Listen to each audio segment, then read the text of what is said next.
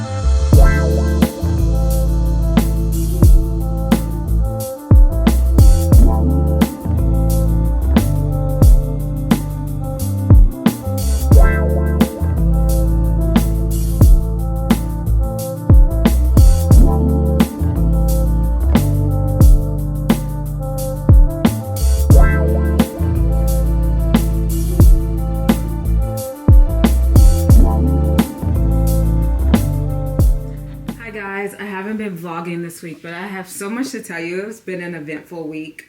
I took the day off today. I didn't just go by the gym. I went to the gym at like 5 a.m.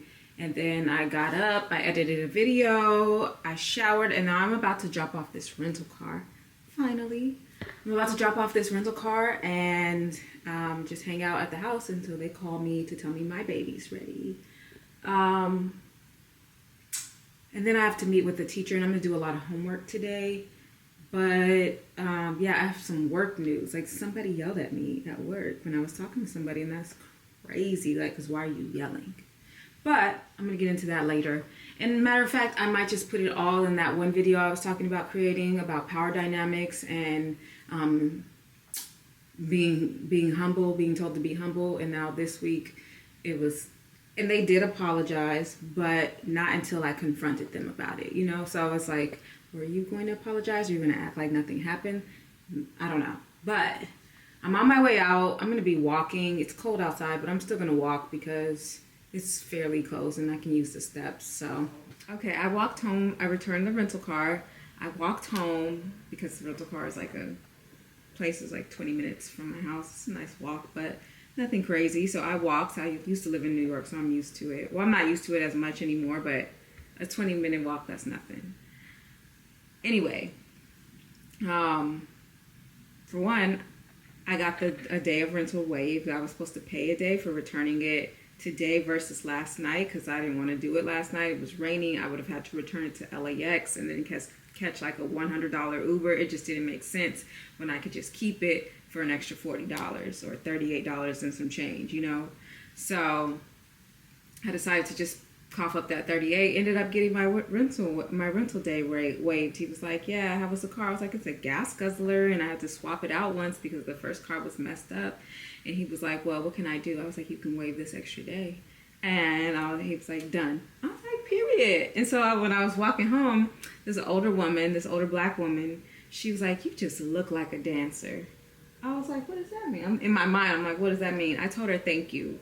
She was like a professional dancer because I think my face had a question. Like, I didn't think she meant to strip her, but I would have been thankful for either meaning because they both have great bodies. But for me, when she said that, I was like, oh, my posture, basically my confidence is probably projecting because I look just like this.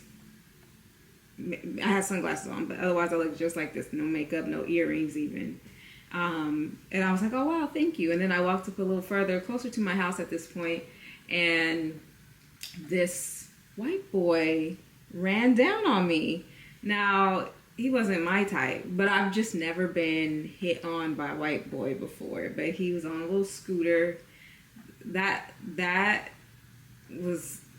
I gotta tell y'all at some point about the other boy who ran down on me on a scooter. He was cute too, but he was young and it was a hard no. So it gave that same motion. Like, he rode past me, but I watched him like look at me, then look back again, and then like bust a U-turn and come to me. And I was like, is he really about to say something to me? And sure enough, he stopped, asked for my Instagram, told him it was deactivated because my main Instagram that I hand out to people is deactivated. Because I don't want a bunch of men following me. Like, that one has a bunch of men, and I was like, and haters. So I was like, nah, that one's deactivated, and I'm not giving him my one for me and the girls and my close friends, you know. So I was like, it's deactivated. And then he was like, well, can I have your number? I was like, no, I have a man, but I can take your TikTok or something. And he was like, oh yeah, it's, I don't even remember what he said, switch stitch, something like that. I don't know. On every platform. And I was like, all right, well, nice meeting you. And that was it. But I was like, what? I've never... And he looked like I think he was a party promoter. He had like blonde and black hair, like some Cruella de Vil shit. Like, I was like, what? I'm still like in shock and awe. Like, I've never been hit on by a white boy. But if he looked like Paul Walker or Brad Pitt or George Clooney, you know, I might have given in. But no, actually no, because I was told by a man, you never talk to men that approach you on the streets or in public places because they do that to everyone. You want to meet men in curated spaces.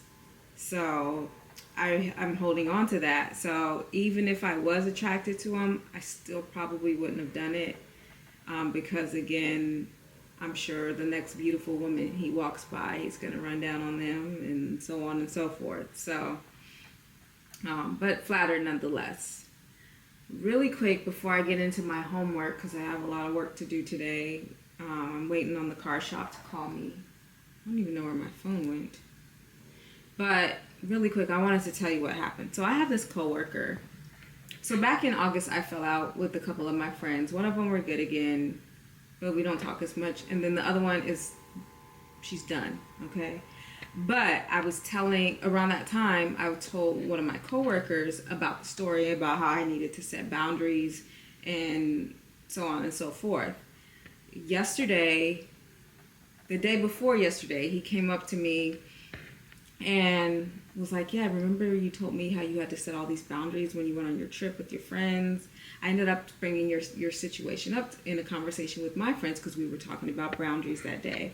And I was like, oh, really? And so we continued to talk about, how our progress and how I feel like that, even though it hurt me back then, it's been one of the best things that ever happened to me because my life is shifting for the better in many ways. And I was telling him that, that was the best decision I made. You choose you, everything else falls in line. You settle for less than you deserve, and you get even less than what you settled for.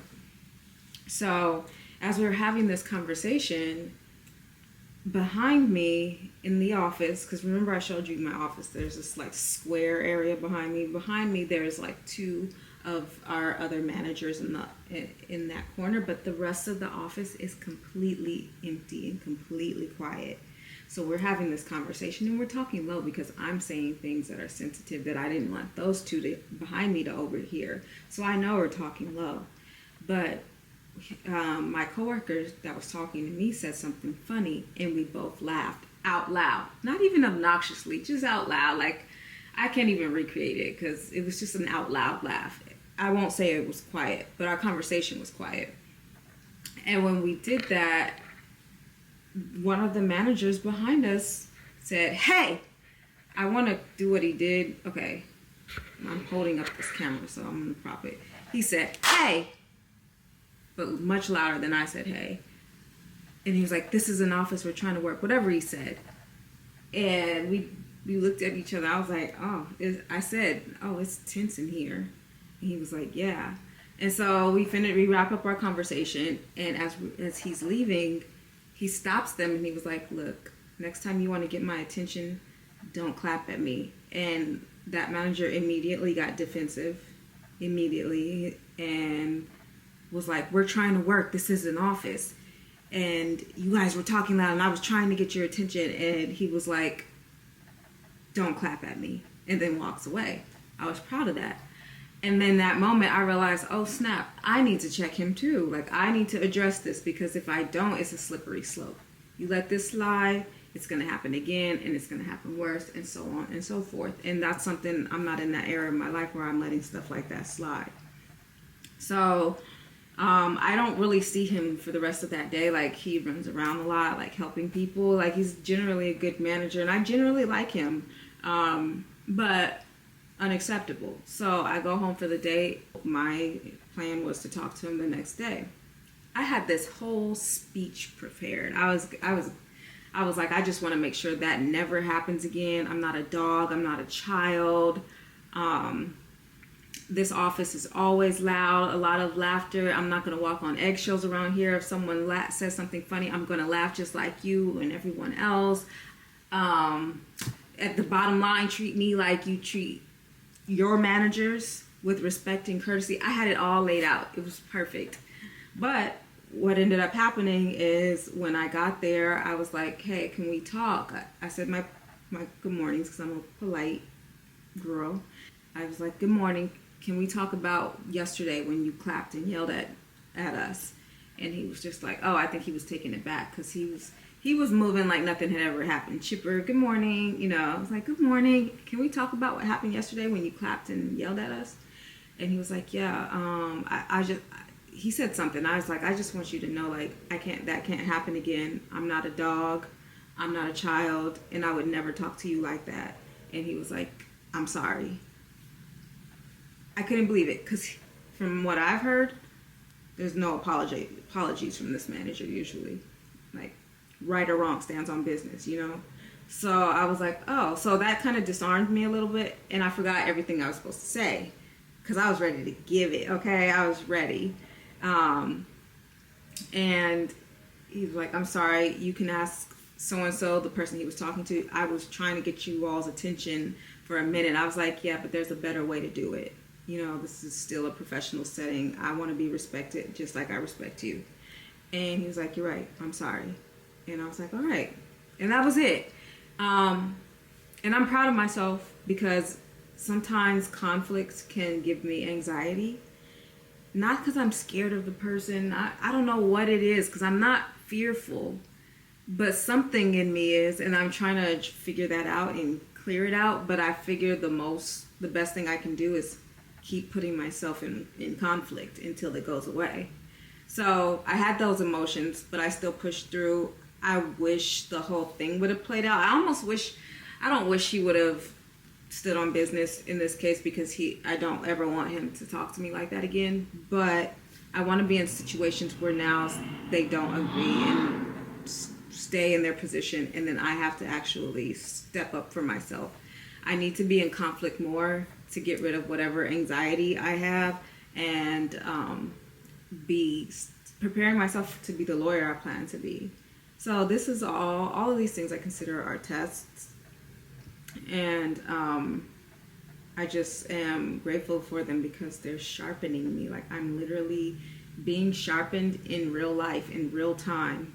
So I'm going to be a force in 6 years once I become this lawyer that I'm planning to be. And I'm going to be really her. Like, I'm not just going through the motions to be a lawyer. I'm going through the motions to be the best lawyer. You'll read about me on Forbes, like that type stuff.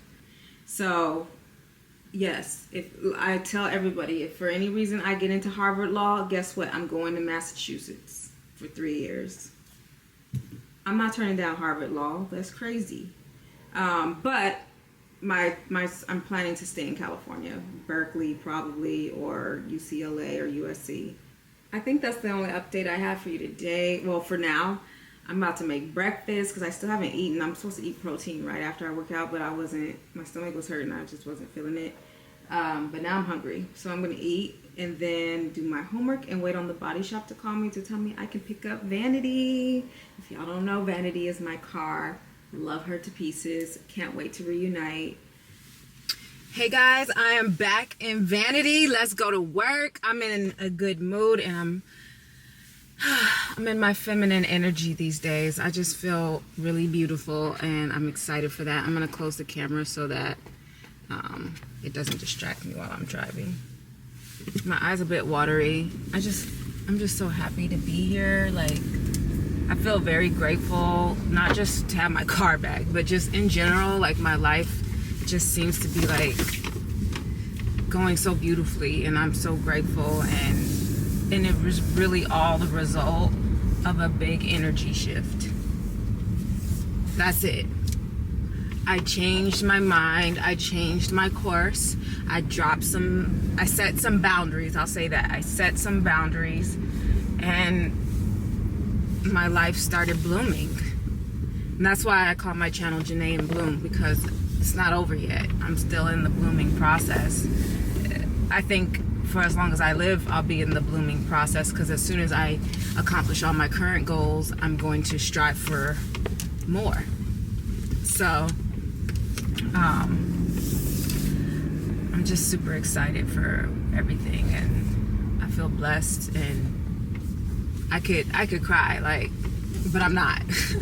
Not because I'm wearing makeup, but because I'm not.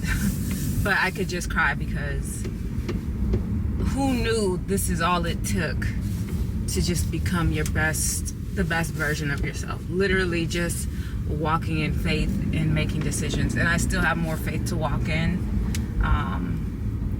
My goal is to not work not just at Chanel, but not for any company, and have my own business, be able to abundantly provide for my life and my hobbies and my interests and my goals. So I'm in that process too of working on that, and I just, like I said, I just feel so grateful, just generally. Like, it's been, this process is beautiful, and it is uncomfortable, and there are, I wouldn't even say it's hard, but I will say that there are tests that try to challenge your faith, and as long as you stay the course, then there's no issue. Let me find my sunglasses.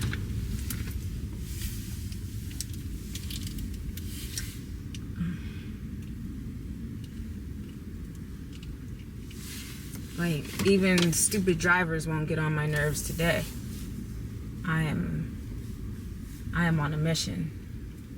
But when I get into work today, what's gonna happen is I'm gonna go back to Erewhon, because I feel like my little tour, it was so crazy in there. Like, around lunchtime, don't go to Erewhon, or you can, but don't try to film in there. It's just too much going on. Go! What is you waiting on?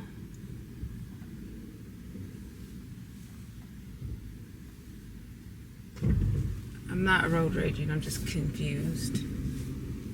I think that's all for now. I don't want to run down my battery too soon.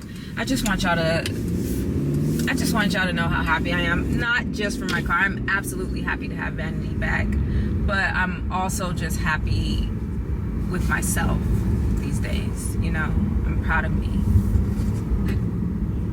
for being consistent, for being everything that I said I was gonna be, doing what I said I was gonna do.